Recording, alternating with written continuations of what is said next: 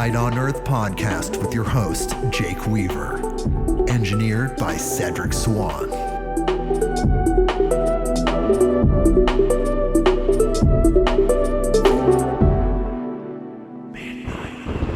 Hey everybody, we're back with another episode of Midnight on Earth.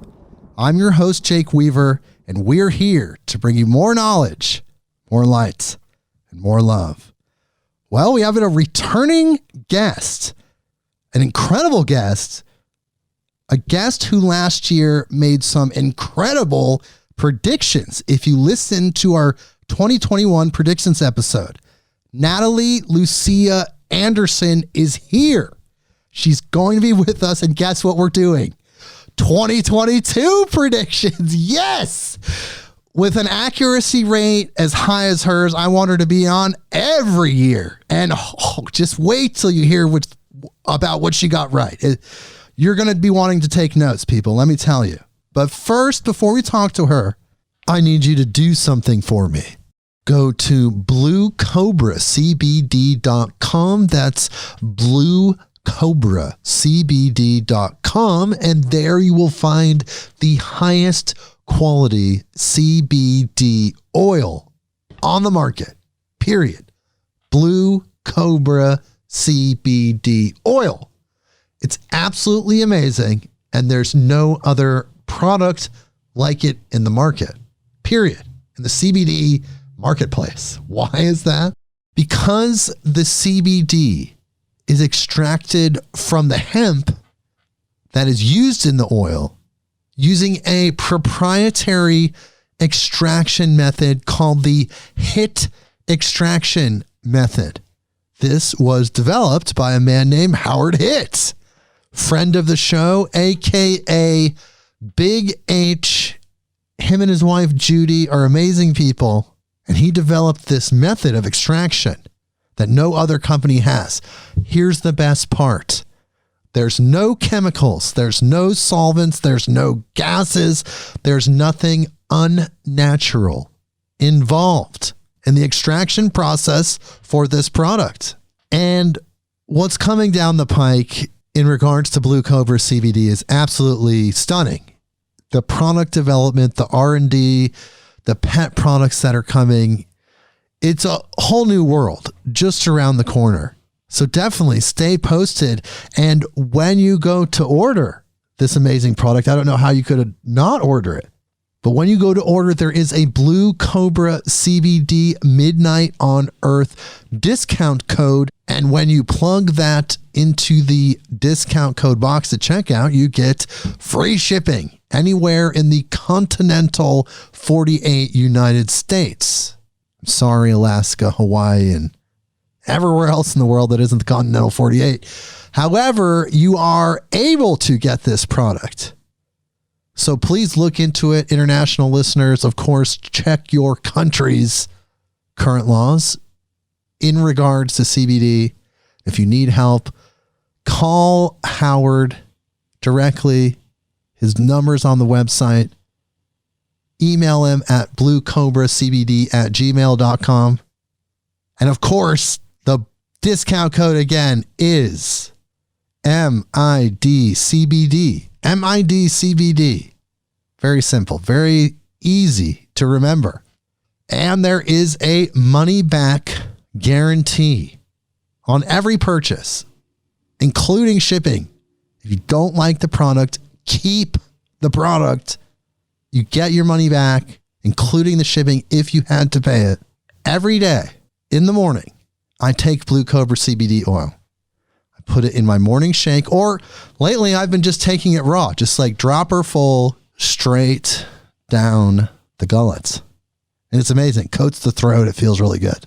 It contributes to the entourage effect. You know, you smoke cannabis with THC like I do, and you take the Blue Cobra CBD oil, and there's a symbiotic effect between the THC and the CBD that has been labeled, not by me, as the entourage effect. So there's so many benefits to this product, the health benefits. You can put it on your body. You could put it in your body. It's 100% organic. It's 100% Oregon grown hemp. that's used in this product. So please check out this company. Check out Howard's creation, the HIT extraction method. BlueCobraCBD.com. That's BlueCobraCBD.com. And when you're done with that, follow me on Instagram at midnight_on_earth. That is the address. If you follow us there, it goes in your feed. The algorithm picks us up. It shares us with the rest of the world. The guests, these predictions, all the other guests, it just gets out there more. Spotify, Apple Podcasts, Google Podcasts, wherever you go to get your podcasts, click the button that connects us so you know when a new episode debuts, and you're just right there. You're current with the pulse of Midnight on Earth. And of course, the most important thing, I say this every episode, tell a friend, tell someone that you know that loves these type of podcasts, that would like to know about what's coming for 2022, because I'm telling you, Natalie's going to tell you. Tell that about this place. midnightonearth.com. Okay. We got the social media shout out of the way, and Natalie is here, but I want to read her bio. So here's her bio. Natalie Lucia Anderson is a certified and advanced psychic medium residing in Suffern, New York. She's certified through the Lisa Williams International School of Spiritual Development. Natalie enjoys time with her family, including her lovable dogs and cats, as she is an animal communicator. We're going to talk about this. And she says you cannot leave her home without some type of animal hair as a parting gift. Well, if I ever visit her, I want some animal hair. Natalie loves to laugh and smile as much as possible, and she believes that laughter is truly the best medicine. I agree. When spending time with Natalie, you will see how she truly finds spirituality and mediumship an honor and vocation. Her goal is to help those experiencing grief and loss to find happiness and laughter again. And I just want to cap this part off. This is from her website. Why did Natalie choose mediumship? This is so cool. While she believes that anyone can tune into the spirit world, she says that through life experiences, loss, tragedy, and miracles, she could no longer deny what she was experiencing. At a point in Natalie's life, she was so riddled with grief that she couldn't make sense of anything. Over time, she realized that she was seeing things, hearing things, and just knowing things. With this, she took her first mediumship course. After, her teacher told her she has so much faith in her and in her ability, so she put it out there that now she needed a mentor. And not only did she find her first mentor, not her last, but she found her extended family. And with that said, her sole purpose is to give you the gift of knowing there is so much more to life than just living. Wow. I love that capstone to the statement. It's so beautiful. Thank you for being here, Natalie. Oh, I couldn't even express how excited I am to be here. So thank you for having me again. Well, you're back. You got so many things right last year, and you have such an incredible story. So it's such an honor to have you back. I'm super excited about this, but let's refresh people's memory for people that didn't listen to that original episode. I believe it was episode 21 or 22. Go back and figure it out, people. But let's refresh people's memory who did listen to that episode about how you got in touch with your gifts initially. Well, as a little girl, I always saw things, but I never understood what it was. I was scared. I was nervous. I couldn't sleep, all that stuff. But when I was pregnant with my middle child, unfortunately, I'm also a school teacher. I teach algebra high school. And one of my students' life was taken. So she was murdered. Right. To put it nicely. And it was really, really tough on me. I held a lot of guilt, a lot of grief, a lot of stuff.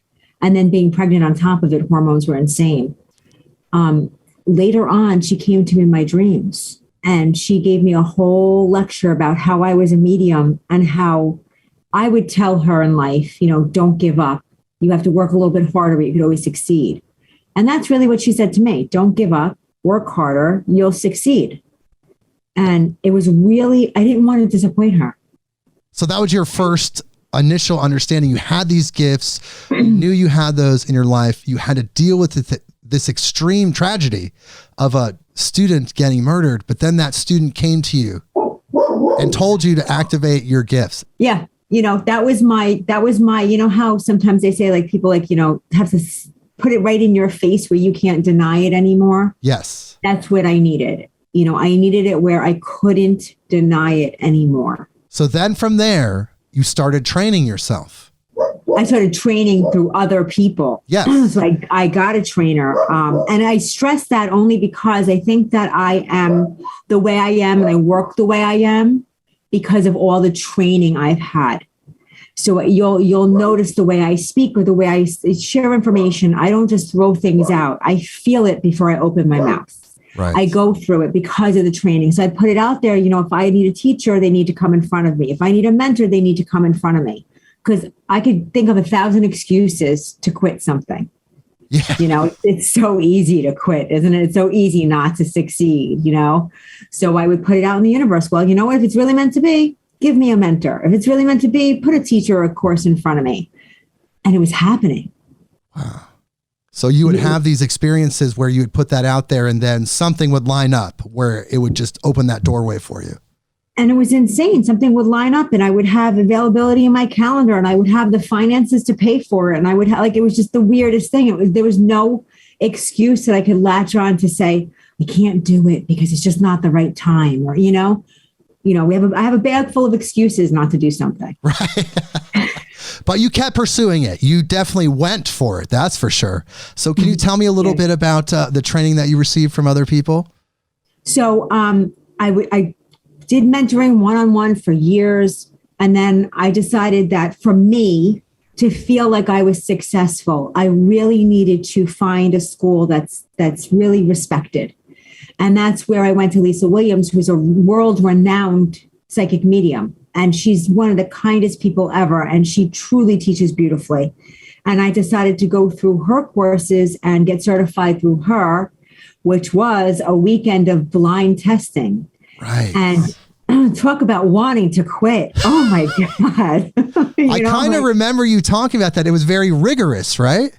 Oh, it was so rigorous and it was so stressful. And like people were, we didn't have masks then. So, you could see everybody's face, but people were still like stoned because they were told no smiling, no shaking your head. You can't give the psychic medium any information, whether they're spot on or whether they're off or whether you understand or whether you don't.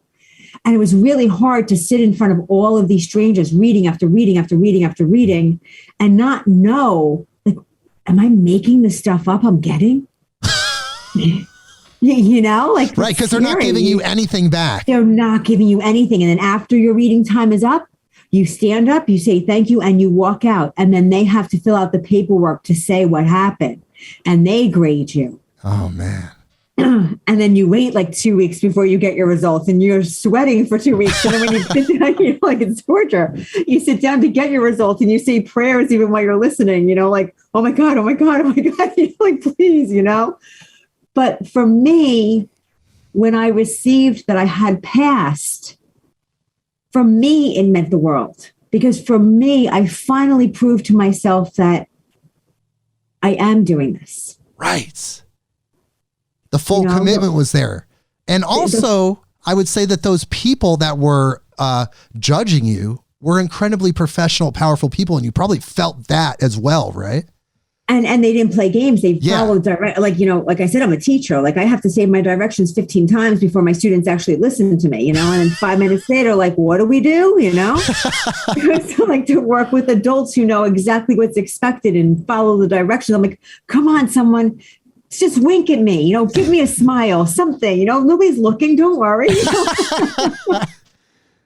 But they did such a good job. And it really showed me that to persevere and to work through something that truly ignites your soul is worth it. Yes. That's the thing. And then from there, you began your practice, I would say, right? You went out there and engaged with the world. Oh yeah, engage with the world. I started, I was doing private sessions, and I do galleries, mediumship demonstrations, which is in groups of people, which I absolutely love demonstrations. Really? Tell me about that a little bit, please. Demonstrations are where it's me and a group of, like, let's say 50 to 100 to 200 people. Doesn't matter how many it is. But what it is that a lot of people get nervous for mediumship readings. Like, what am I going to expect? Or psychic readings. Is she going to tell me when I'm going to die? Or is she, like, they get so nervous. So a demonstration is where I have a group of people and I say, okay, and I connect with the spirit world and I say, I have a father here and this is what's going on. And this is what it, and somebody says, oh, I can understand, my dad's on the other side and he was a sailor, and, and they understand the evidence I'm giving. But what people don't realize is, as I'm giving this one person the loving message from their father, there's tons of other people who have lost their fathers that are there as well, that are listening to this and can feel their loved ones with them. So they get that feeling of healing, that feeling of love, that feeling of a loved one being around them at the same time. Because they get validated by the other person's experience, essentially. Because they get validated by the other person's experience, and just the energy of a group of people being there together to support one another that have all experienced loss. It's just this feeling that's so indescribable. Wow. I love it. I love it. Sounds powerful. There's laughter and there's tears and it's such a beautiful thing. Yeah. And you have a bunch of people at the same time, one-on-one. I only touch that one person. But if you give me an hour and a half of a group of 50 people or 100 people or 200 people, my goal, you may not get a reading because it's only 7 minutes of demonstration to see what mediumship is like, but you get that feeling, you get that healing, you get that essence, you get what mediumship is all about. Right. And that's probably very fulfilling for you, I imagine. I love it. The spirit world makes me say things and do things and talk a certain way. And it's so funny. Yeah. I mean, it's another dimension. It's another part of our existence that's been stifled.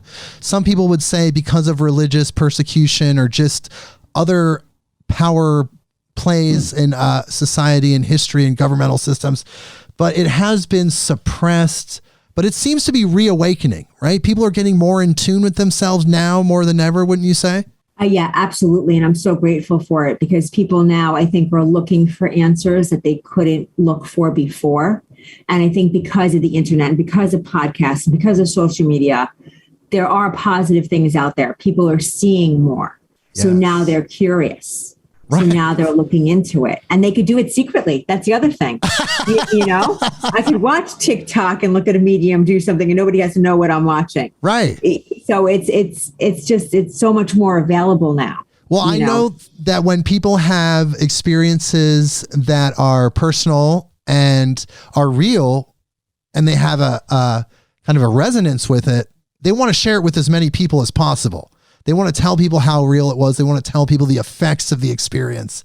And with the way information is flowing with, like you said, social media and the various forms, and also just the internet in general, the way it's flowing, it happens instantly. So the growth, the interest, the general consciousness interest in these subjects is just growing exponentially.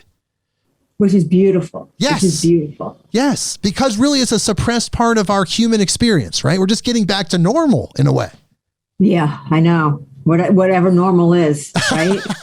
Well, just as a human being, though, right? Because we've lost touch with these gifts. We really have. So we're bringing them back, right? You would say that everyone is psychic in their own way. Like if they train themselves, they could be psychic. Like we're all psychic.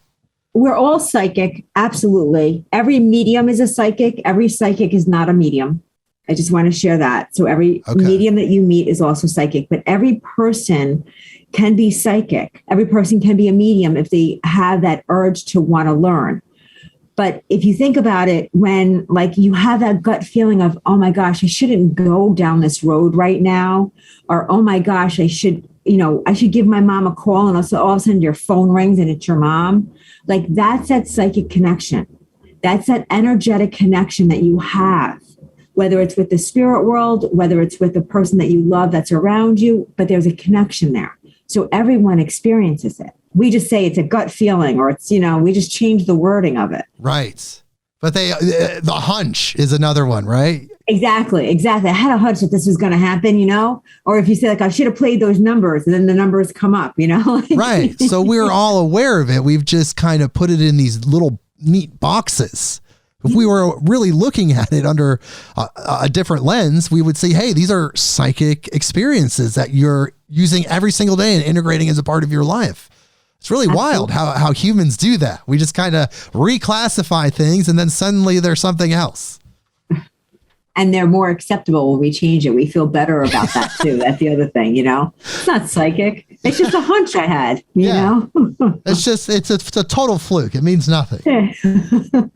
But how have you been? How have things been for you in the last year? Are things going well?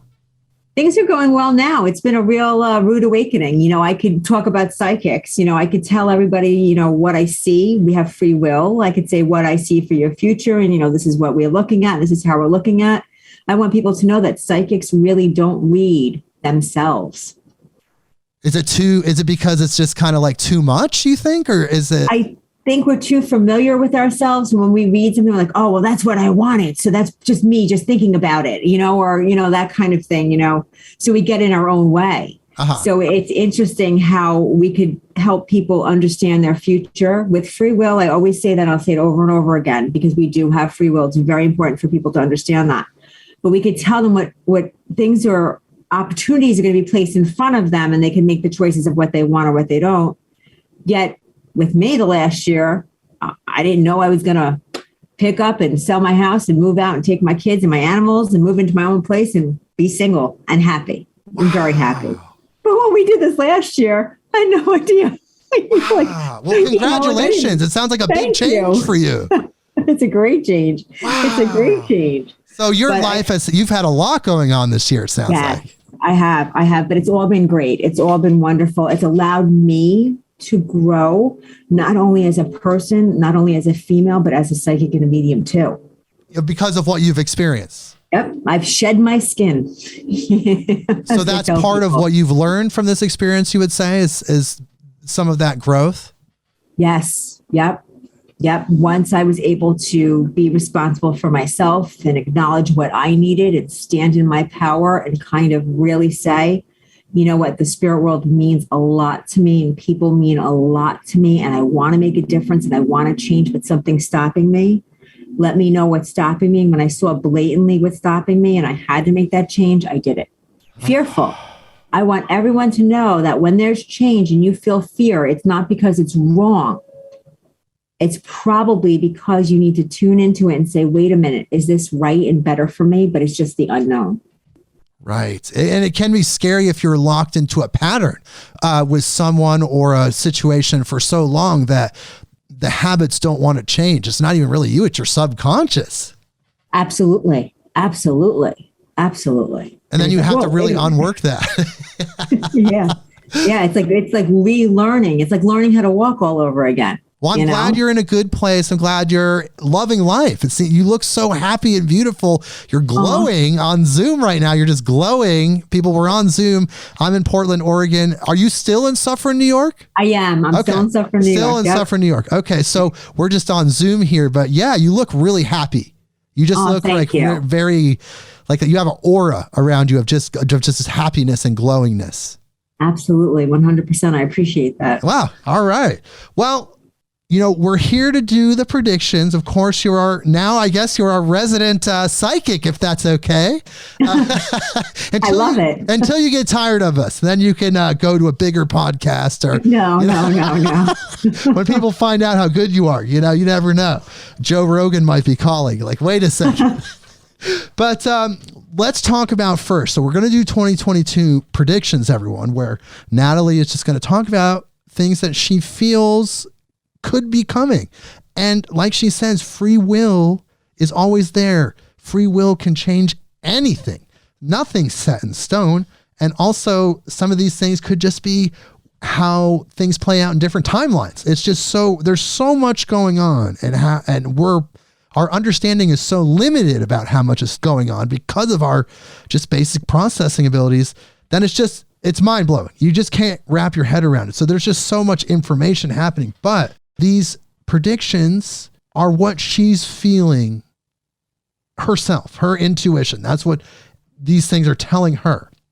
But before we get to that, we're going to talk about last year's predictions, the 2021 predictions. And let me tell you, people, I'm just going to say she called it on everything, pretty much. It's been pretty mind blowing and just like fascinating how accurate these predictions are. So let's talk about the first one. Last year, you talked about COVID. Okay. This is what you said. You said there was going to be a break around springtime and into summer where everything was going to come back to normal for a minute. You called that, totally called it. And then you said this, I mean, you should go back and listen to your episode if you don't remember. You did really good. Then you said that there would be a second wind because people would kind of get lax, for lack of a better term, and a different strain would be the issue. The different strain of COVID, she said, would not be as deadly as the other strains. You totally called Delta and Omicron. Like, oh my God. Like, do you remember saying that? I don't remember. Yeah, I don't remember saying the different strain. And you know what? When they say psychics or make predictions that maybe aren't correct or sure, that's one time where I probably wish I was incorrect. You know what I'm saying? Yeah, I feel you. I mean, it's hard because it's so many people are suffering. We don't want, when we're talking about this, we don't want to minimize anybody's pain, and people have lost someone from COVID. It's a terrible situation, but yeah, it's what we're dealing with right now, unfortunately. Yeah. And it's just to hear it and to talk about it and to think back in that time, which feels like so long ago, it's the reason why I could say what I say is because it's not me saying it. It's me releasing and surrendering and allowing the spirit world to deliver whatever it is that they're sharing with me. I mean, does it shock you that you were that accurate? I mean, you literally called the secondary strains not being as deadly during the summer. Like, you should really listen to it. I mean, does it shock you? Is it? It does shock me. I remember doing a reading for a friend of mine, and her daughter was expecting. And this was before COVID had hit, right before. And I said to her, I don't know what's going to happen, but you're not going to see your granddaughter for a period of time. And she got really upset. She's like, oh my gosh, like, is my daughter going to not let me see her? Like, what's going to happen? And I was like, I don't know. And then COVID happened. So it's amazing how we receive things, and it's not about us understanding, who, what, when, why, how, but just delivering what we're receiving. So to say a new strain, I wasn't really understanding anything about, the variants that would happen. So just delivering what I'm receiving. Well, you totally called it there. When I listened to that, I was like, oh my God, because they really weren't talking about these secondary strains as much, especially insofar as to saying that they're not as deadly and how the Delta and the Omicron have played out so far. Yeah. Now we just need it to just disappear.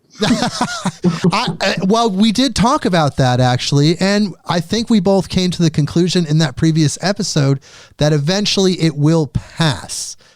This is just some sort of effect that was created by some cause, and something happened, but we're learning from it. We're growing from it as humans. It needed to happen for some reason.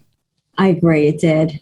As tragic as oh my gosh, the words can't even, because it's just hit everyone in the world. There's no one that we could touch that they can say, oh no, it didn't affect me. That's not true. So there absolutely is a reason why the human race had to be awakened. I just feel for all the people that have suffered, but they're in a better place in a way. They graduated, they did what they were here to do. From what I understand, everything is perfect in the eyes of the divine. Everything's going exactly how it should be, in the way that it should be. So I just feel for those that have suffered, but know that they are moving on in their spiritual experience as well. Yeah, I always tell people, when we have loss, don't pray for the dead, pray for the living, because they're the ones that are suffering. They're the ones that are grieving. They're the ones that are in pain, not the dead. Right. The living need our prayers. Yes. And, it's we often talk about how nice it would be to have a cell phone to call that dimension so you could get that verification directly. I think that's all people really need. And that's why I think you do such a great service to humanity, because you are, that's such a cheesy thing to say. You're like the cell phone into another dimension, but but just having that connection and giving people that validation, it's so healing. And it's such an incredible service that you provide. And I just want people to know that I wish it was as easy as a cell phone call. It's more like Charlie Brown, when the phone would ring and you hear, wah, wah, wah, wah, wah. Like that's more of what it's like for us. Oh, wow. So it's not all clear all the time. You really have to work to get the message. I wish it was clear. It's really not. A friend of mine, a very dear friend of mine, who's an amazing medium, Cindy Keza, a very dear friend of mine. She always says it's like playing charades, Pictionary, and telephone all at the same time. Wow, really? Because you're processing visual images, some other sensory images, kind of audible images, and intuitive feelings all at the same time. All at the same time. Wow, I've never heard that before, actually. Oh yeah. And then what we have to do is we have to grasp onto whatever we can and deliver that, because especially today's day and age, there's people out there that say, oh, well, you could have just, gone on Google and checked it up. Or you could have done this, and that minimizes the work that we do, and it takes away from our passion. So now we have to talk to the spirit world and say, listen, I need you to deliver information that's not basic. Don't tell me that somebody has your wallet. Tell me what it's made out of. Tell me where it is. Right. Is it in the dresser drawer? What's inside of it? Like, those are the things that we need now, because I want my people to know that I'm talking to their loved ones. Right. That there's no ambiguousness. There's no gray area. There's no grandma with her apron in the kitchen cooking, like that sounds terrible. I'm sure there's grandma, but I want to know what she's cooking. I want to know what kind of pot she's using. I want to know what spices she's using. That's the difference. Wow. Yeah. Well, that's incredible. I've never actually heard any medium ever. And I've listened to a lot and I've read a lot, but I've never heard anyone describe it that way. That's really interesting so it takes a lot of talent and energy. Takes a lot of work. Not an easy job. Okay. Well, let's move on to your next prediction that you had for last year. You said at the time that Joe Biden would be president, that there were some efforts towards the end of the election when we talked that were impeding the conclusion of the presidential election. It was still up in the air at the time, but you said Biden would be president. So you did get that right. I don't do politics. I don't pick a side, but you did get that correctly. But what you said was for how long you weren't sure because of his health issues and other issues. You felt like he may not be in office for his full term. Do you still feel that way? I do. And I remember, what's funny is I remember saying that. And I have to be honest, if I remember correctly, I think that at the time of stating that, I didn't even think that he would make his full year. Correct. But obviously he did. Yeah. Or he will. Knock on wood. Don't want to change anything overnight. But I do feel like, we're going to see, not that we see much of him now, but we're going to see less and less of him. And it's going to go back to, and I don't think, I think people use dementia and Alzheimer's and all that stuff. I don't feel it's that. I actually feel, and I'm not putting it out there to happen, but what I'm receiving is I feel around the heart area, around the circulatory system. So that's what I'm feeling. It's something with the heart and the circulation. There's something going on. So he could have a heart attack. There could be some cardiovascular situation that causes him to leave office. So then do you see Kamala Harris then being the president? I do. And I hope I'm wrong with this. I do. But I see her being, and I hate using this word, but I see her being a disappointment for us.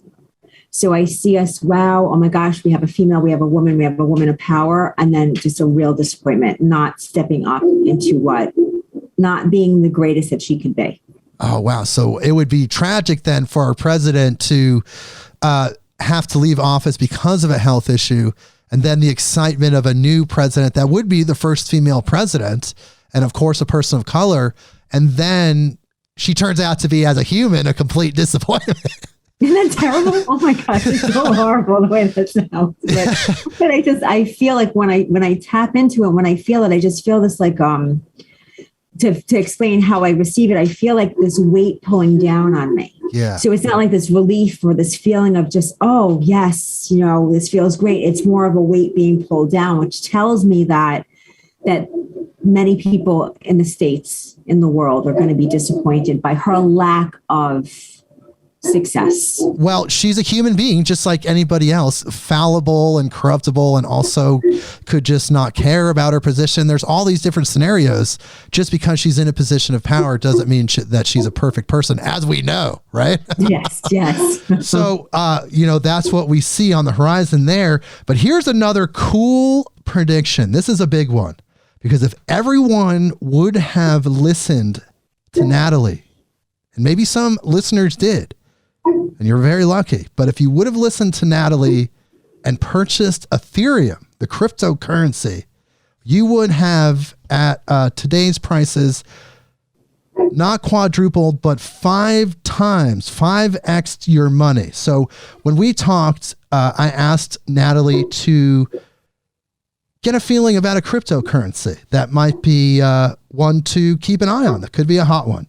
And she chose Ethereum, which at the time of airing was $659.19. Today it is $4,027.26. So man, did you call that one? I wish I could do that again. Well, it's okay. I feel like you should. I mean, we had a guest on who is the president of the Portland Psychic School. They do probably a similar program to the Lisa Williams program, or something similar in that sense. And he felt like it was okay to use your gifts for financial gain, for personal gain, to get better gambling odds, or however that would help. How do you feel about that? No, you have to ask yourself, what is your intention? So my intention is that when I bring in more money, or when I bring in finances, because money is not dirty. People get how could you have this gift and ask for money? If it's really a gift, you should do it for free. No, I still have to pay my bills. Right. So what I always say is the money that I bring in, if it allows me to care for my children, my fur babies and my physical babies, my human babies, to care for my children, to pay my bills, and to give back. After I have everything and I get to enjoy life, I also want to give. So it's like, what is your intention behind that? Why do you want to do this? Where is it coming from? There's nothing wrong with us tapping in and saying, where should we put our money?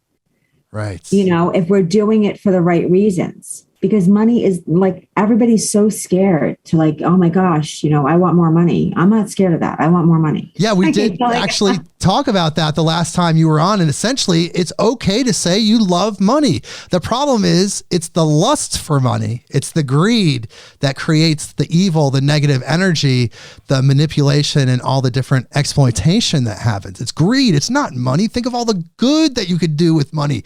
If you had a significant amount of money right now at your disposal, think of the good things that you would do, because you're a good person. Listeners out there, and I'm sure Natalie as well. Yeah. We would do incredible things, and that's why money is just neutral. It's just neutral. It takes on the energy of the person using it. 100%, and that's what we need to remember. We have to stop with the money is evil.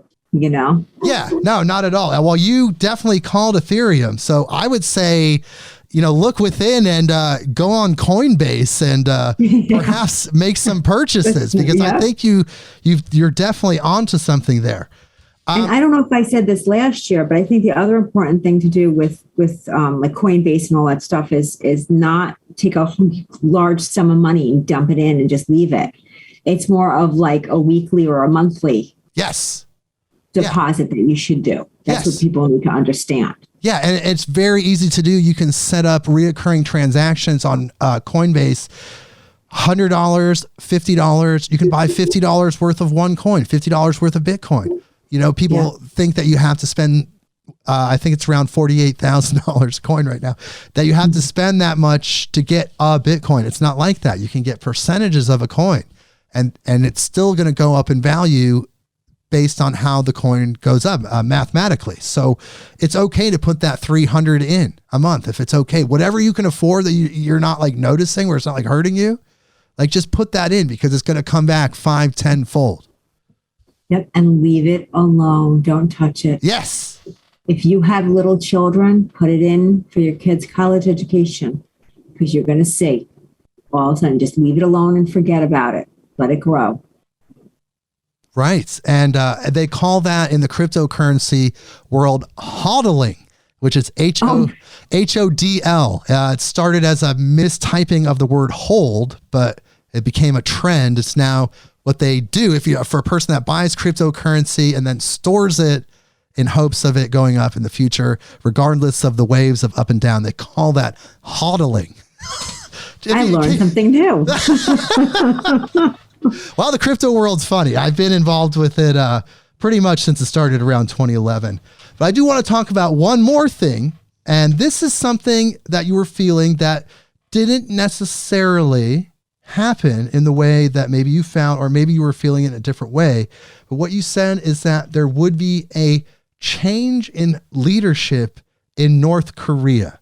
And maybe there was some sort of regime change there. That hasn't happened yet, but are you still feeling that then from North Korea? Let me just see if I'm still feeling that. I do still feel that. I feel like there's something very secretive that actually is being discussed and talked about now that doesn't feel good to me. Let me say that. So I think there is going to be a shift and a change. I don't know if it's going to be 2022 or 2023. Okay. But it is coming. There's something coming with North Korea. Coming. Well, yeah. There has been talks about the current leader passing away. His sister is ready to take over. She's been making a lot of public appearances, which is usually an indicator that either a leader is stepping down or a leader is dying in North Korea. So that has been happening. So maybe that's what you're feeling. It could be. It could be. And I just have to say that she doesn't feel good. Oh, you should see the pictures of her. My God. It looks, really? looks, I mean, evil. Like if you looked in the picture, like a dictionary of the word evil, you would see this girl. I mean, she's beautiful, but she looks evil, just seething. And that's the way, like, it doesn't feel good at all. It doesn't. Yeah. Wow. I mean, do you feel like as a medium, you deal with deceased pets, deceased loved ones? Do you feel that there's other entities out there, angels, demonic entities that could influence psychic people, or just people that are unaware, like just people that are unaware of their gifts? 100%. I could only speak of my experiences. So if anybody's listening, I just want them to know that, like, I only speak of what I've experienced. Okay. So when I say that, next year when I see you, I might have experienced something different. Go, oh my gosh, you're never going to believe this. I always share that. Angels, 100%, I believe. I've seen, I've experienced, I've worked, I've asked, I've done a lot with angels. I 100% believe in angels. And the thing that's different is that they were never of human form. So an angel was never of human form. So we're not going to die and become an angel. We're not that lucky, we're not. Demonic, there is out there. And I always give the example, you can't have a front without a back. Okay. You can't have an up without a down. So how can we have good without evil? It's just something that goes together, which sounds terrible. But what I do find is that when you deal with, or when you cope with something that is demonic, which I have to say, demonic is different than evil. Evil is like the whole big, umbrella of it, but demonic is one part. I really feel you are dealing with two types of people. Ones whose souls are not ignited, absolutely not ignited. And two is people who either have some sort of addiction, substance abuse, something where their energy is very, very down and very dark and very dangerous, so that they're easily attached on, so that's where I see that. and you could go into, different people, different types where they connected with the demonic. I find that a lot of people are actually, their souls are not ignited. And you could see that when you look at a picture of a beautiful woman, yet you could see the evilness inside their eyes. Right. Right. So these people, they have these afflictions, usually based in addiction and things that are really negative, and that opens them up because their frequency is so low. It opens them up to be possessed in a way by these lower entities. Absolutely. Absolutely. But do you believe any of the religious texts about how some of these demons may be angels that kind of took a different path, or like fallen angels? Like fallen angels, yes. Like light beings, but in a darker way. Right. I personally have not seen that or experienced that or met that. And no, I don't believe that. And there's a reason why. Humans work through fear. Religion works through fear. Right. If I don't put fear in you, you're not going to follow my laws and my rules. Right. I'm not going to get into religion, but for me, it doesn't work because I know my God is not going to say, I don't love you because you're gay. Right. My God is not going to say, I don't love you because your skin is a little darker shade than his skin. I know. That's not the way my God is. That's not the way or spirit or whatever it is you want to call. Right. So I just find religion is really based on fear and control. I mean, my divine experience is infinite love. I just want to say infinite love, right? Like love for all things, all people. And that's really where it ends for me. Religion seems to be people trying to describe something that's indescribable. Yeah. And they're trying to get control. Yes, definitely. They're trying to control you. God will love you if you give him 10% of your salary. God might love me, but the IRS is going to come after me when I can't pay my taxes because I don't have enough money because I've given it to whatever. Right. And they just want that power that they get from the money and the control, and it's just been passed down. Hopefully we get past that. Do you see a future of humanity where we get past these organized religions and kind of unite in a deeper way? That's a great question. That's such a great question. I don't think we're going to get past it. I think that there's going to be other opportunities for us to have other religions, and I don't like using the word religion, but other belief systems where we're more accepting of differences and changes, and where we look back at what certain religions, I could speak mostly of Catholic religion because that's how I was really raised. So it's really the religion I know. But go back and say, you know what? Jesus was a medium. Right. So why do Catholics not believe in mediums and think that they're evil? Well, you know what? Let's take that and let's move away. Let's create our own church where we can still have our Jesus if we want, but allow him to be who he was. And I think, sorry, go ahead. It's okay. And not limit him to what we need to make him to be.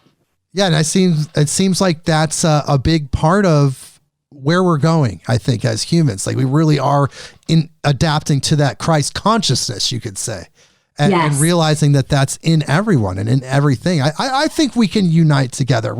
We do have a bright destiny, definitely a bright future. But I do want to talk to you about 2022. What the heck is happening in 2022? I guess let's start with COVID. Well, where are we at? Or is it finally going to taper off? 2022. Are there more strains coming? Is it going to get worse? Is it going to get better? What are you feeling?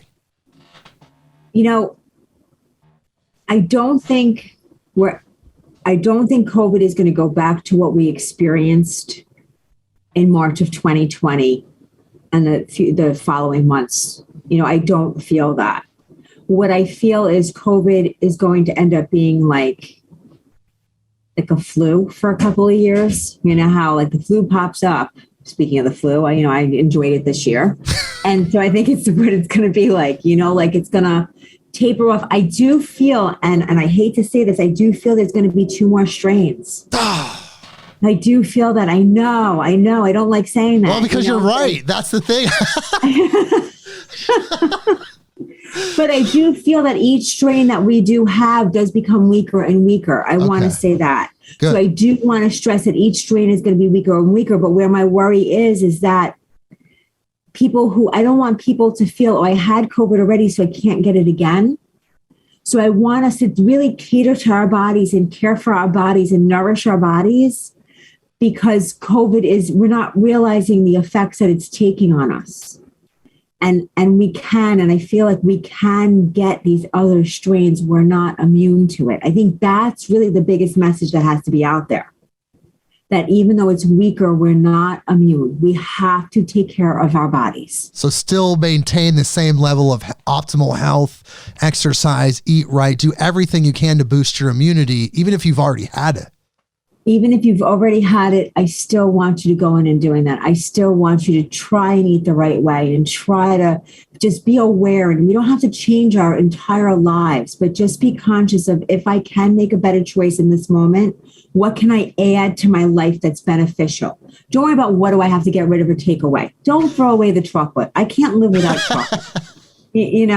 But if you can add making sure that you take a vitamin, or that you make, a fruit smoothie in the morning that's healthy, add that. I think that's really the important part of it. So you see 2 more strains coming, not as powerful, but still there. What about people's reactions with the laws? Do you see things becoming more draconian? Where are there going to be more situations where they try to instill control to try to contain this? Or are they just going to still keep things as a status quo? What's really weird is that when I see, and it's just a representation, so it's not literal when they show me this. Sure. When I see they show me the map of the United States, and they show me like one half of the United States just following the rules and listening to them and getting their vaccine and wearing their masks and doing everything they're told to do, whether they believe it's right or not. And then I see the other half of the United States saying, no, enough is enough. So I feel like we're still going to be a community of being split. Wow. Do you think we'll ever be 2 countries? Will we just decide to separate in that way? No. Okay. No. But I do see a lot of people higher up. Oh my gosh, I'm going to probably regret saying this. Higher up, losing their jobs for not wanting to follow the rules, not because they don't want to follow the rules, but it's more of an egotistical thing. Oh, look at what I did. And then there's going to be a handful that are going to turn around and need their jobs back and change their minds because they did it for the wrong reasons. Oh, interesting. Sorry, that's my dog complaining in the background. No, well, you are an animal communicator. So, what's your dog's name? This is Piper. Piper, welcome to Midnight on Earth, 110 countries. Thank you for being a co-guest with Natalie. Appreciate you. So politics, I don't like politics that much personally. It's like a really bad soap opera with terrible writers. But politics are a part of our lives, especially in America here. We deal with it a lot. It's a big part of American culture. So what do you see in the political realm? I know you talked about Biden, potentially Kamala Harris taking over, but do you see any other big political changes, big political shifts happening in the upcoming year? I don't see any political people, like major changes occurring. Okay. But they're showing me something about laws. And I'm sorry, I'm not getting the details, but there's something about, actually, they might look back at our constitutional rights and they might start discussing, like arguing what it exactly means. What are our constitutional rights? I see them looking back at that. Do you think they might try to alter the Constitution, perhaps remove amendments or add amendments? I think that they're going to try to alter amendments. But I don't think it's going to work. I have to say that. Let me just say that. I don't think it's going to work.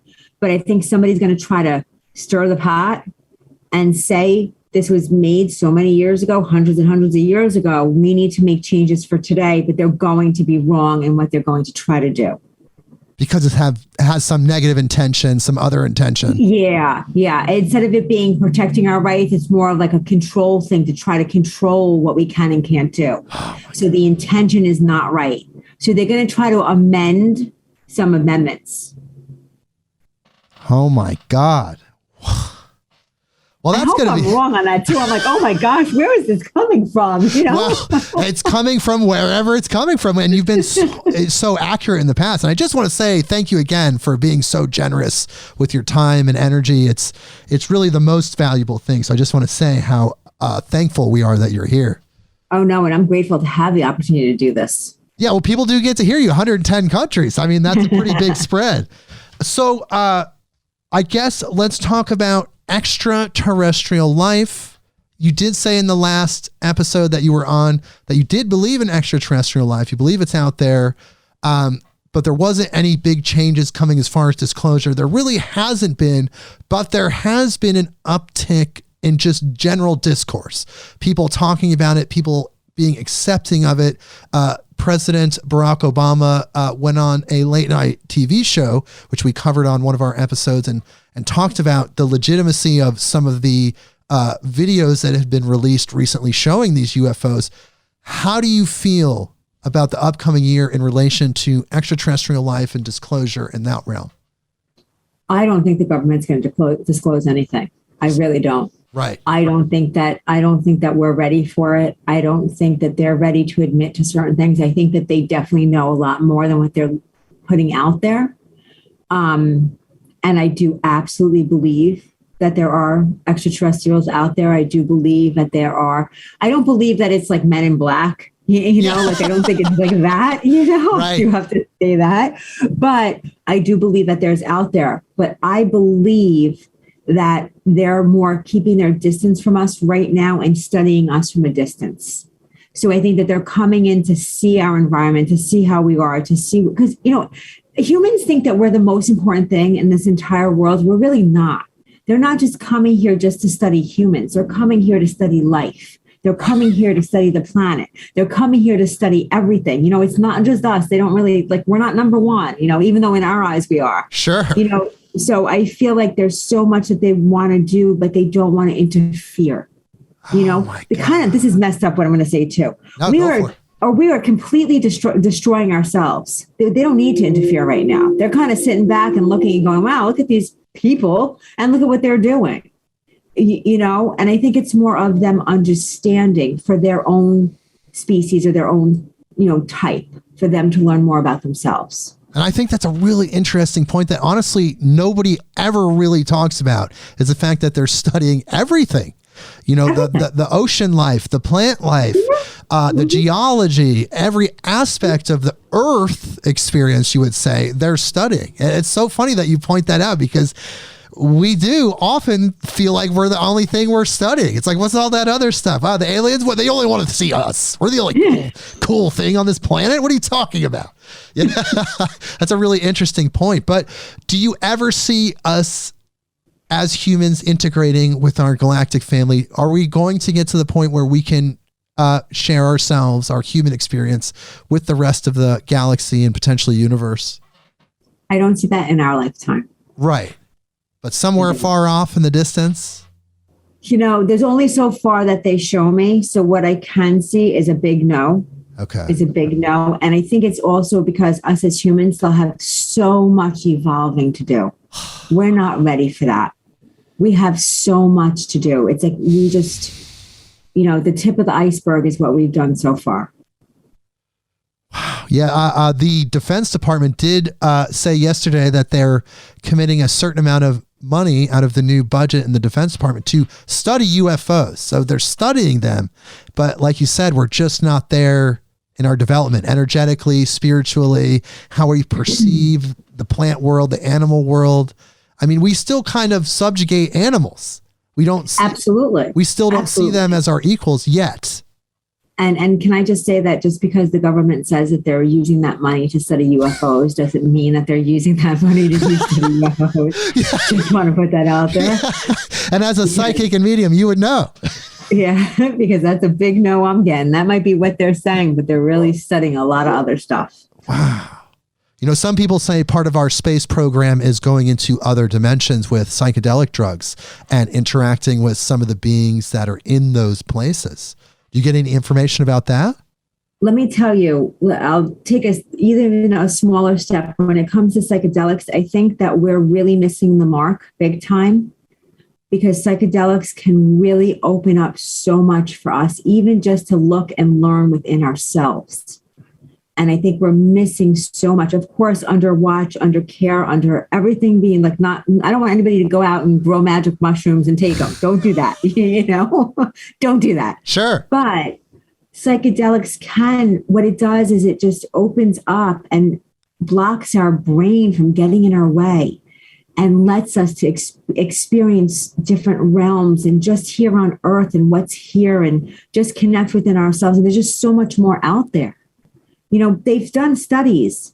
Psychedelics actually help people with PTSD so much more than their prescription drugs. Right. Because it takes plant medicine. Yes, it takes you back to that original self, that pure spirit. And then you can look at things from an outside perspective and go, oh my God, I'm messing up over here. I'm doing really good over here. And you can really look at things objectively.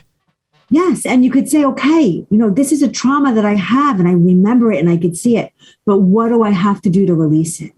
And then you could study that and you could look at that and you can work on that, because that's not what we do. All the medicines and all the prescriptions that we give covers up the pain and the trauma. Right. It numbs it. It doesn't fix it. Right. So psychedelics just open us up. I mean, it just opens up so much, including the spirit realm and all the other realms that are out there. Well, there is a big push here. We just legalized medicinal mushrooms here in Oregon. There's going to be mushroom trip centers fairly soon, within the next couple of years. And of course, the big uptick in ayahuasca and all the treatment centers there. It seems like we're embracing it more than ever. And we need to, it seems like. We need to. We're embracing it. But I'm going to say my prediction is that the medical community and the pharmaceutical community is going to put a big stop to that. Oh my God. Because I feel that we're going to find cures to cancer, cures to PTSD, cures to other mental health issues. I feel like there's going to be a lot of things that we have and that we know that has to do with the psychedelics and the plant medicine that's going to kill the pharmaceuticals. Wow. Yes. That's what we want though, right? That's what we want. Because that stuff is poison. Some of it has a purpose, but some of it is poison. And we need to replace the poison with these plant medicines. Yes, we do. But the government doesn't want that. No, because there is a consciousness shift that comes with that. And just like religion, any governmental system wants to keep their masses subjugated in such a way that they don't have personal power. Exactly. So they can't overthrow them. Imagine how much power we would have, how much power we could have if we can just treat mental health, especially today. We need it. Yeah. We need it. There's so many mental health issues going on, rightfully so, because of the environment. I bet you that COVID would disappear if we could just work with psychedelics, because our energetic output will shift everything in our environments that will take care of those strains. Right. Like we co-create a healthy world with our minds. Yes. So we really project that out. We dial into that in ourselves, and then we project that out. We would make that. I think that that's what we do as humans. We're co-creating this reality with our beliefs, our understanding, our minds. And if we can just shift that into a more loving, more harmonious situation, we could take care of any situation that's negative. We definitely, absolutely. There's oh no, of course I forgot it. Oh, now I'm going to kick myself. It just left my brain. There's a book of a woman who dying to be me. Okay. I might be lying with that. I think that's the name of the book. Oh my God, it's terrible. She has cancer where she's terminal. And she's literally, they're reading her last rites and the doctors are coming in and saying, you have days to live and all that stuff. And she literally shifts her mindset and she gets cured. Her body gets cured of cancer that was running rampant throughout. She shifted her consciousness. Not saying anyone who has cancer or anything like that not to listen to their doctors. I'm not saying that. Sure. But what I'm saying is that we have the ability to heal ourselves and heal our environment and change the world if we work together. Yes. And we're really trying to get to that. That's the purpose of what we do. What you do with your mediumship, what I do with my podcast. And there's so many others, thousands and thousands of others like us that are out there trying to make this united world that we want to be together. I think intuitively humanity does want to coexist in a very loving, copacetic way. Would you agree with that? Absolutely. Absolutely. And those that are listening, we're still going to feel anger, and we're still going to feel fear, and we're still going to have battles and war, but it doesn't have to be to the extremes that it is now. Right. You know, like we will be able to notice and go, wait a minute, that doesn't feel right. That's not right. Let's shift it again. You know, so it's like you see it and you notice, you go, whoop, wait a minute. That's not what we want. And let's shift back to what we need. I see. Well, you know, one thing I do want to ask you about, and this is something that's very big right now, is the metaverse and Facebook's new virtual reality situation. And it's essentially another world. It's just starting now, but it's a fully immersive 3-dimensional world that you can go into. You can buy property. You can own digital property. Where is this going? Do you feel like, as we love our phones, as we probably use our phones more than we should, do you think the average human will sink into this metaverse? Will we start to collectively go into this virtual reality? It's going to be split again. And I'm going to say it's going to be split age-wise. I really worry about the 30-year-olds and younger, because it's like we're going to lose our sense of reality, and they're going to need to be pulled back in. I don't think this is a good idea. I think that people are going to jump into it. I think people are going to be rah, rah, rah, and then all of a sudden realize, wait a minute, this isn't right. And Facebook's intention, and their intention is not right for this either. No, they're doing it to almost trap energy, it seems like. Yes. Trap everyone in like a bubble. Yeah. You know, it reminds you of that terrible movie. I think it was called Biodome, and it was with Pauly Shore. Stephen Baldwin. Yes. Pauly Shore. Yes. I saw that one. Yes. Hilarious movie. Well, guess what? They were probably the two people who ever saw it. There was probably a third one somewhere. Yeah, maybe. But it reminds me of that, of being trapped in this environment where it's completely controlled, and you're triggered and you're manipulated, and it's not good. Yeah. I mean, it seems like what would happen to a person if they spent more time in that reality than this reality? That's the problem. Would they then don't know which reality is real? Right. That's the problem. And one reality is controlled by the divine and love. You know, some people would say God, and the other one's controlled by Mark Zuckerberg and Facebook. Yeah. We're laughing. It's actually really true. I'm going to stick with that's the scary thing. How much control can we give to a small group of people? You know, and what kind of manipulation are they going to do? And what kind of illnesses will come out? And what kind of false beliefs are going to be created through this? Yeah. What happens when people start to worship AI, right? Right.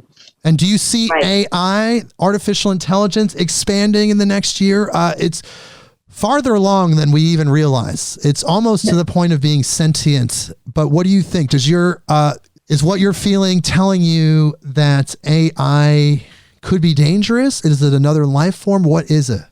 It's another thing that's terrible, that's split again, because I see it as being dangerous when it comes to controlling countries and fighting and all that stuff, being very, very dangerous in what they're creating and what they're able to manipulate in the world.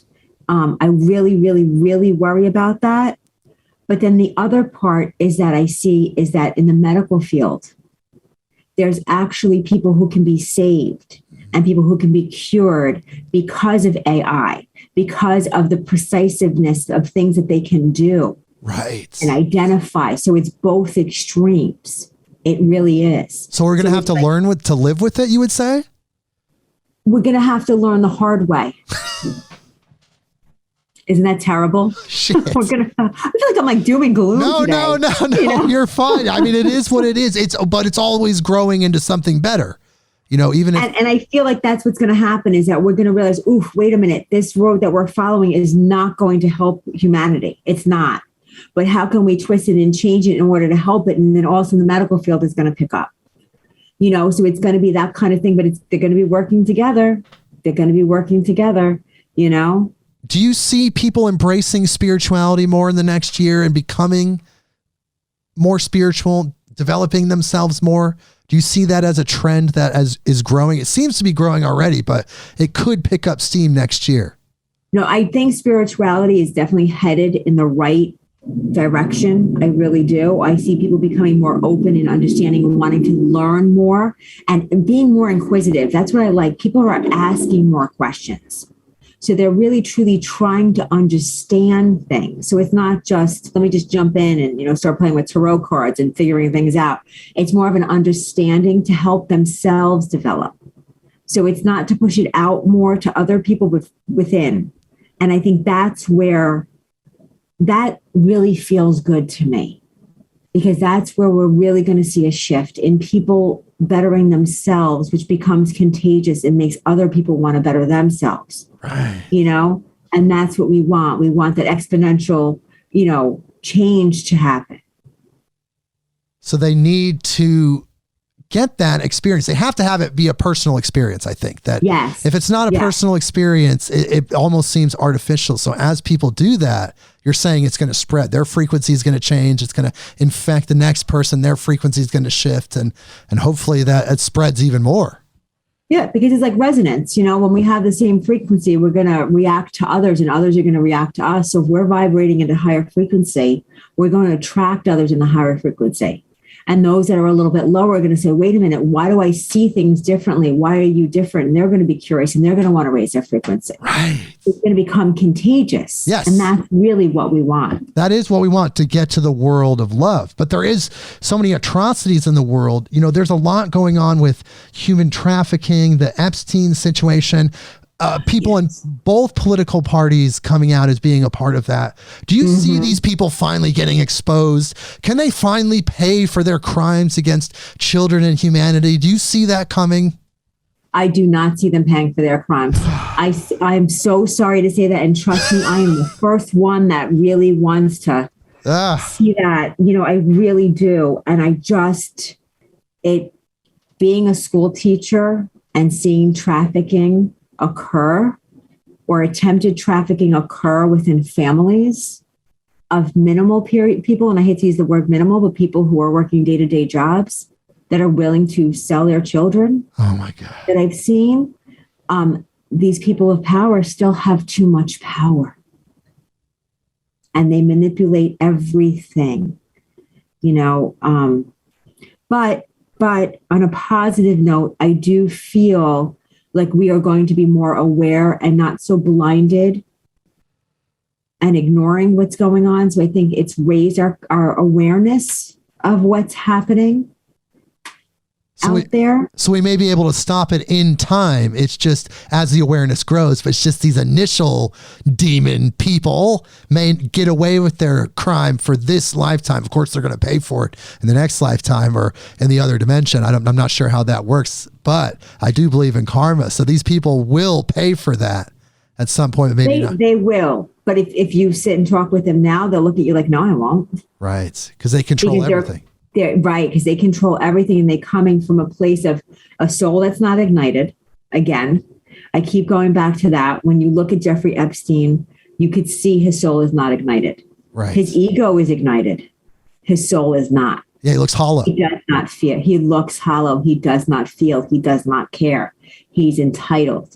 There's a difference, and he knows what he did was wrong, but he doesn't care. He doesn't care. Now, I've never tried to connect with him on the other side because I wouldn't want to feel what it feels like to feel him. I really wouldn't. But I do have to say, just so the listeners are aware, that I do feel that when they go to the other side, everything, if I could explain it this way, everything is stripped from you, meaning like pain and fear and excitement and all that is stripped from you. But then you have a life review where you see things from a different set of eyes. So he has to kind of look at his life review and see the things that he did wrong, but relive it in a way that he can't deny the wrong that he did. Now, the question is, when he's there and he's looking at this, what does he do with it? Does he want to change or does he not? Because that's going to be a decision that he gets. Wow. My God. That's pretty powerful to think about, because he could still then take the dense path, not the path of forgiveness and feeling awful about what the person has done. He could still in that dimension say, I don't care. And then 100%. He could say, this is what I am. This is what I know. And then would he turn into one of those lower astral entities that may possess an addicted person? He could, or he could come back and he could be another human form that still is not ignited, that we're trying to ignite, but still has that ego within him. Oh, man. You know, and that's why, if we think of it all the way to the Bible, Cain and Abel, you know, if we go all the way back, there's still negativity there. There's still evil there. There's still bad there, because if it was really true that we go over to the other side and everybody becomes perfect and fixes themselves and get better, I would hope by now we wouldn't have any more evil. Right? Right. It has cleaned up a little bit, but it's still there. It has, but it's still there. It's still there. And we have to understand where it's coming from also. People look at Hitler and say, oh my God, he was such an evil man. But people don't know that Hitler was conceived through rape. Whoa. So when he was conceived, what were those cells mutating into? It was hate. And violence. So hate was bred. God, I never knew that. Mm-hmm. I learned something new today. Well, I love talking with you. It's been such an incredible conversation. You know, I do want to just get one more thing. I know you have a lot to do. You probably are very busy today. I don't want to take up too much of your day because you're being so generous again. But I do want to ask you about cryptocurrency. Again, I have to, because you did so good last time with Ethereum. What are you feeling about some of these cryptocurrencies in 2022? There's like 2,000 different ones or more. So many of them. There's so many. It really is. There's so many. You know, I want to say that I don't feel like there's one specific that we have to throw our money into, like last year with Ethereum. Okay. Like I really got a hit on that. Yeah, I really did. I felt that. I don't feel this now. Okay. What I do feel is just saying to yourself, let me go through my finances. Okay, I could afford $10 a week to put away, and putting that away and forgetting about it. Forgetting about it. Don't look at it. Don't touch it. Don't do anything. Leave it alone. Leave it alone. And I think that's the point that we're at now, is just invest in yourself for the future. Right. And that's it. So it doesn't matter. What I would tell people to do is don't look at who's the highest and who's the most and who's the best or what, you know. Just go through it, and we go back to that intuition, go back to that feeling. What feels good to you? And choose it on your own, because there really is no specific one I would go to. Right. So just put something in, because if the ones that you intuitively feel are right, your own personal intuition are going to be the ones that are right for you. And then just put something away. Put something away, because like you said the last time we talked, you do feel that these cryptocurrencies are going to be the new standard. And how we deal with currency. I really, really, really do. I really do. And anybody who's going into the cryptocurrencies, I just want to say it's not a get rich quick scheme. Right. You know, they have to remember that. Just go in and just know, and just keep telling yourself, I'm investing in me and my future. Yes. And you're putting that away. And it's always there. It doesn't go away. It's always there. It's like an asset. And of course, I got to throw out the disclaimer: we're not professional investment people. We're not involved in investment firms. This is just our opinions and our perspectives and our intuition. So, you know, follow it as you will. Exactly. Definitely not professional here when it comes to that. Well, you know, we do have a little bit more time, but before we go, you know, I want to tell people where to find you, because it's not just predictions that you do. You do mentorship. You do psychic readings, deceased loved ones, deceased animals. All of that can be found at NatalieLuciaMedium.com.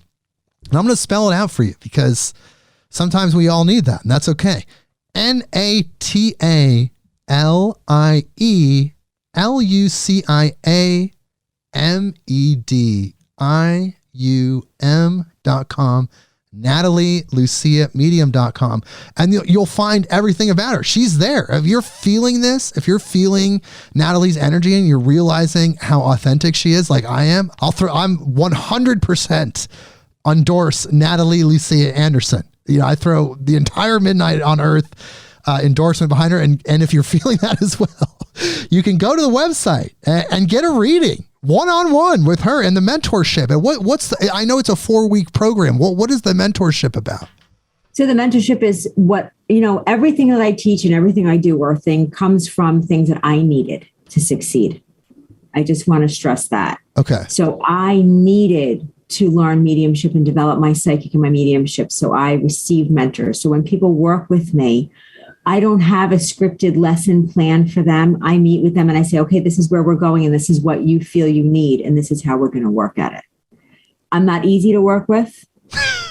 I got to stress that. I have high expectations. There's homework. I believe in you more than you believe in you. Wow. So, it's like, you're standing on the edge of the cliff and I'm not going to teach you how to fly. I'm going to push you off.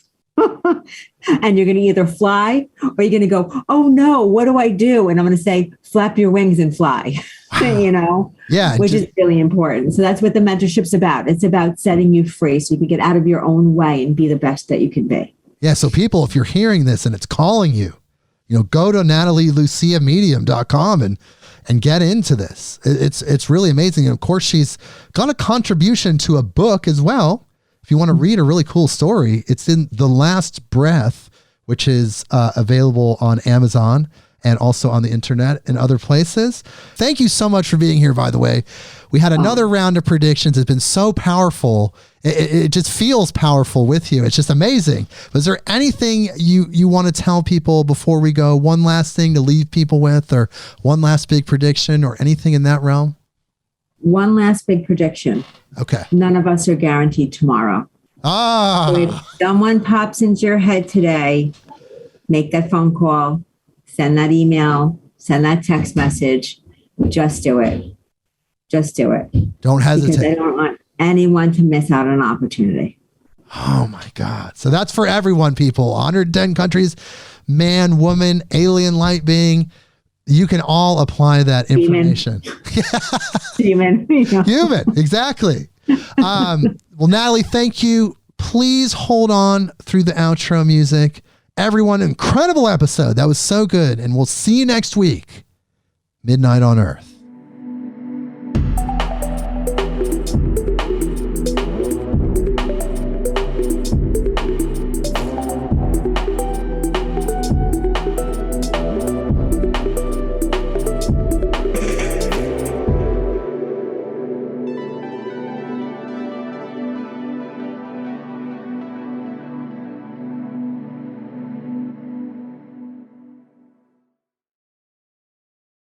Get that experience. They have to have it be a personal experience. I think that if it's not a personal experience, it almost seems artificial. So as people do that, you're saying it's going to spread. Their frequency is going to change. It's going to infect the next person. Their frequency is going to shift. And hopefully that it spreads even more. Yeah, because it's like resonance. When we have the same frequency, we're going to react to others and others are going to react to us. So if we're vibrating at a higher frequency, we're going to attract others in the higher frequency. And those that are a little bit lower are going to say, wait a minute, why do I see things differently? Why are you different? And they're going to be curious and they're going to want to raise their frequency. Right. It's going to become contagious. Yes. And that's really what we want. That is what we want, to get to the world of love. But there is so many atrocities in the world. There's a lot going on with human trafficking, the Epstein situation. People in both political parties coming out as being a part of that. Do you see these people finally getting exposed? Can they finally pay for their crimes against children and humanity? Do you see that coming? I do not see them paying for their crimes. I'm so sorry to say that. And trust me, I am the first one that really wants to see that. I really do. And being a school teacher and seeing trafficking occur or attempted trafficking occur within families of minimal people, and I hate to use the word minimal, but people who are working day-to-day jobs that are willing to sell their children. Oh my God. That I've seen, these people of power still have too much power. and they manipulate everything, you know. But on a positive note, I do feel like we are going to be more aware and not so blinded and ignoring what's going on. So I think it's raised our awareness of what's happening out there. So we may be able to stop it in time. It's just as the awareness grows, but it's just these initial demon people may get away with their crime for this lifetime. Of course, they're going to pay for it in the next lifetime or in the other dimension. I'm not sure how that works, but I do believe in karma. So these people will pay for that at some point. Maybe not. They will. But if you sit and talk with them now, they'll look at you like, no, I won't. Right. Because they control everything. They're right, because they control everything, and they're coming from a place of a soul that's not ignited. Again, I keep going back to that. When you look at Jeffrey Epstein, you could see his soul is not ignited. Right. His ego is ignited. His soul is not. Yeah, he looks hollow. He does not feel. He looks hollow. He does not feel. He does not care. He's entitled. There's a difference, you know, and he knows what he did was wrong, but he doesn't care. He doesn't care. Now, I've never tried to connect with him on the other side because I wouldn't want to feel what it feels like to feel him. I really wouldn't. But I do have to say, just so the listeners are aware, that I do feel that when they go to the other side, everything, if I could explain it this way, everything is stripped from you, meaning like pain and fear and excitement and all that is stripped from you. But then you have a life review where you see things from a different set of eyes. So he has to kind of look at his life review and see the things that he did wrong, but relive it in a way that he can't deny the wrong that he did. Now, the question is, when he's there and he's looking at this, what does he do with it? Does he want to change or does he not? Because that's going to be a decision that he gets. Wow. My God, that's pretty powerful to think about, because he could still then take the dense path, not the path of forgiveness and feeling awful about what the person has done. He could still in that dimension say, I don't care. And then 100%. He could say, this is what I am. This is what I know. And then would he turn into one of those lower astral entities that may possess an addicted person? He could, or he could come back and he could be another human form that still is not ignited, that we're trying to ignite, but still has that ego within him. Oh, man. You know, and that's why, if we think of it all the way to the Bible, Cain and Abel, you know, if we go all the way back, there's still negativity there. There's still evil there. There's still bad there, because if it was really true that we go over to the other side and everybody becomes perfect and fixes themselves and get better, I would hope by now we wouldn't have any more evil. Right? Right. It has cleaned up a little bit, but it's still there. It has, but it's still there. It's still there. And we have to understand where it's coming from also. People look at Hitler and say, oh my God, he was such an evil man. But people don't know that Hitler was conceived through rape. Whoa. So when he was conceived, what were those cells mutating into? It was hate. And violence. So hate was bred. God, I never knew that. Mm-hmm. I learned something new today. Well, I love talking with you. It's been such an incredible conversation. You know, I do want to just get one more thing. I know you have a lot to do. You probably are very busy today. I don't want to take up too much of your day because you're being so generous again. But I do want to ask you about cryptocurrency. Again, I have to, because you did so good last time with Ethereum. What are you feeling about some of these cryptocurrencies in 2022? There's like 2,000 different ones or more. So many of them. There's so many. It really is. There's so many. You know, I want to say that I don't feel like there's one specific that we have to throw our money into, like last year with Ethereum. Okay. Like I really got a hit on that. Yeah, I really did. I felt that. I don't feel this now. Okay. What I do feel is just saying to yourself, let me go through my finances. Okay, I could afford $10 a week to put away, and putting that away and forgetting about it.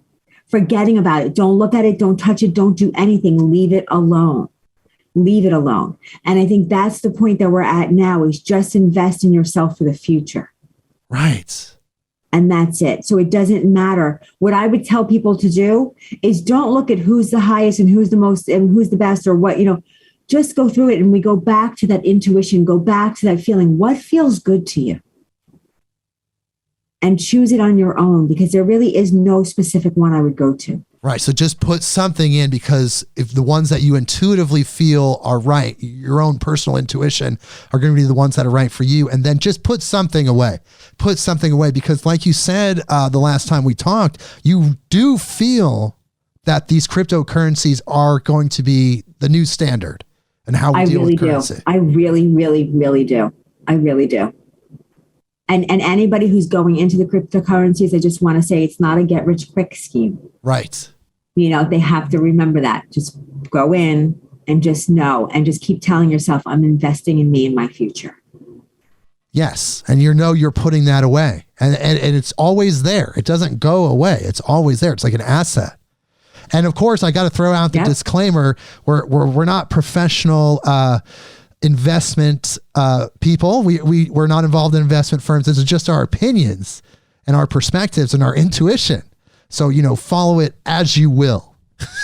Exactly. Definitely not professional here when it comes to that. Well, we do have a little bit more time, but before we go, I want to tell people where to find you, because it's not just predictions that you do. You do mentorship. You do psychic readings, deceased loved ones, deceased animals. All of that can be found at NatalieLuciaMedium.com. And I'm going to spell it out for you, because sometimes we all need that, and that's okay.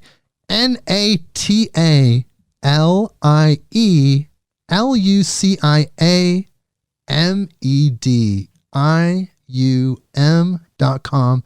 NatalieLuciaMedium.com. And you'll find everything about her. She's there. If you're feeling this, if you're feeling Natalie's energy and you're realizing how authentic she is, like I am, I'm 100% endorse Natalie Lucia Anderson. I throw the entire Midnight on Earth endorsement behind her. And if you're feeling that as well, you can go to the website and get a reading one-on-one with her and the mentorship. And I know it's a 4-week program. What is the mentorship about? So the mentorship is everything that I teach and everything I do comes from things that I needed to succeed. I just want to stress that. Okay. So I needed to learn mediumship and develop my psychic and my mediumship. So I received mentors. So when people work with me, I don't have a scripted lesson plan for them. I meet with them and I say, okay, this is where we're going and this is what you feel you need. And this is how we're going to work at it. I'm not easy to work with. I got to stress that. I have high expectations. There's homework. I believe in you more than you believe in you. Wow. So, it's like, you're standing on the edge of the cliff and I'm not going to teach you how to fly. I'm going to push you off. And you're going to either fly or you're going to go, oh no, what do I do? And I'm going to say, flap your wings and fly, Yeah, which is really important. So that's what the mentorship's about. It's about setting you free so you can get out of your own way and be the best that you can be. Yeah. So people, if you're hearing this and it's calling you, go to NatalieLuciaMedium.com and get into this. It's really amazing. And of course, she's got a contribution to a book as well. If you want to read a really cool story, it's in The Last Breath, which is available on Amazon and also on the internet and other places. Thank you so much for being here, by the way. We had another round of predictions. It's been so powerful. It just feels powerful with you. It's just amazing. But is there anything you want to tell people before we go? One last thing to leave people with, or one last big prediction, or anything in that realm? One last big prediction. Okay. None of us are guaranteed tomorrow. So if someone pops into your head today, make that phone call, send that email, send that text message. Just do it. Just do it. Don't hesitate. Because I don't want anyone to miss out on an opportunity. Oh my God. So that's for everyone, people. 110 countries, man, woman, alien, light being. You can all apply that information. Human. Human, exactly. Well, Natalie, thank you. Please hold on through the outro music. Everyone, incredible episode. That was so good. And we'll see you next week. Midnight on Earth.